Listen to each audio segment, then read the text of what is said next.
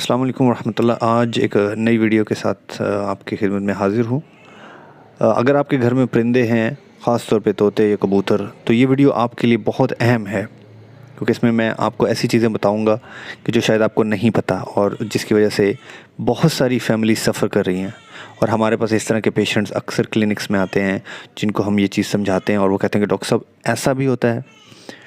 तो कबूतर घरों में रखना बहुत ही कॉमन है और ख़ास तौर पर हमारे देहातों में कबूतर जो है वो उसका शौक़ रखा जाता है, ख़ास तौर पे यंग नौजवान जो है वो रखते हैं।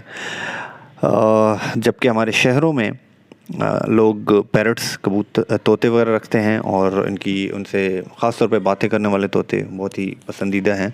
लेकिन मसला ये है कि इन दोनों की वजह से बहुत सारी बीमारियां हो सकती हैं, और सबसे ख़तरनाक एक बीमारी जिसके लिए मैंने आज ये वीडियो बनानी चाहिए, क्योंकि अक्सर लोगों को ये नहीं पता कि दायमी खांसी की बीमारी, जिससे फेफड़े आपके सिकुड़ जाते हैं और आपकी ज़िंदगी जो है वो इंतहाई ख़तरनाक हद तक ख़राब हो जाती है।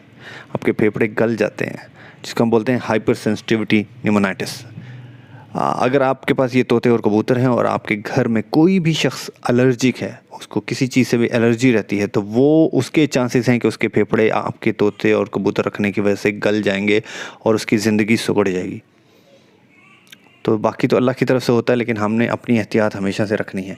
मैं आपको मिसाल देता हूँ। ये अगर आप नॉर्मली सीटी स्कैन नहीं दे सकते, हम सीटी स्कैन करवाते हैं मरीज़ों का फेफड़ों की हालत देखने के लिए। ये देख लें कि आप दो जो ब्लैक आपको नज़र आ रही हैं, दोनों फेफड़े हैं और ये नॉर्मल हैं। ये बिल्कुल नॉर्मल फेफड़े हैं। और जिसके घर में तोते और कबूतर हों और वो एलर्जिक हो उससे, तो ये हालत हो जाती है फेफड़ों की, जहाँ पे फेफड़े जो हैं वो टोटली तबाह हो चुके हैं। आप ऐसे समझें कि फेफड़े सिकुड़ चुके हैं और गल सड़ चुके हैं। अब इनमें रिवर्सिबिलिटी के चांसेस अगर शुरू में पकड़ लिए जाएं तो होते हैं, लेकिन अगर इस हद तक फेफड़े डैमेज हो जाएं तो फिर वापसी के इम्कान बहुत कम होता है। तो फेफड़े फिर दायमी तौर पर तबाह हो जाते हैं। और मसला ये है कि फिर अगर इस हालत में तबाह हो जाएं तो हमारे मुल्क के अंदर अभी तक फेफड़े जो है वो नए नहीं लग सकते। ये ऑपरेशन हमारे मुल्क में नहीं होता।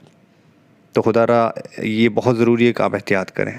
अच्छा, इसमें बहुत सारी अलामात हो सकती हैं, लेकिन सबसे इम्पोर्टेंट अलामत ये है कि एक दायमी खांसी है जो कि आपको चल रही है और जो ख़त्म नहीं हो रही और जो बढ़ती जा रही है, और जैसे ही वक्त गुजरता जाता है तो आपका सांस भी ख़राब होता जाता है। ठीक है।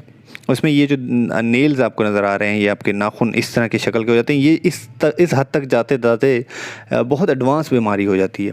यानी जब ये कंडीशन आ जाएगी कि नेल्स भी ऐसे हो जाएँ, तो इसका मतलब ये है कि अब एडवांस फेफड़े जो हैं वो ऑलरेडी आपके ख़त्म हो चुके हैं। तो मैं आपको एक मिसाल देता हूँ। हमारे पास एक पेशेंट आई और उस बेचारी को पिछले 5-6 सालों से खांसी थी, और हमने जब उसकी डिटेल वगैरह ली तो उसने बताया कि मेरे घर में मेरे हस्बैंड ने जो है वो पैरट्स रखे हुए हैं बड़े खूबसूरत से, पिछले 5-6 सालों से ही। और हमने उसे जब बताया कि हमें ये लग रहा है कि आपके फेफड़े उसी की वजह से मुतासिर हो रहे हैं, और जब हमने सीटी स्कैन कराया तो उसमें वही टिपिकल पैटर्न जो आता है इस बीमारी का वो क्लियर आ रहा था। और हमने फिर उसे समझाया कि आप जो परिंदे जो हैं घर से निकालें। तो कुछ दिनों बाद वो आई तो कह रही हो कि मेरे हस्बैंड ने इसको सीरियस नहीं लिया, उल्टा वो 2-3 और परिंदे पकड़ के ले आया है।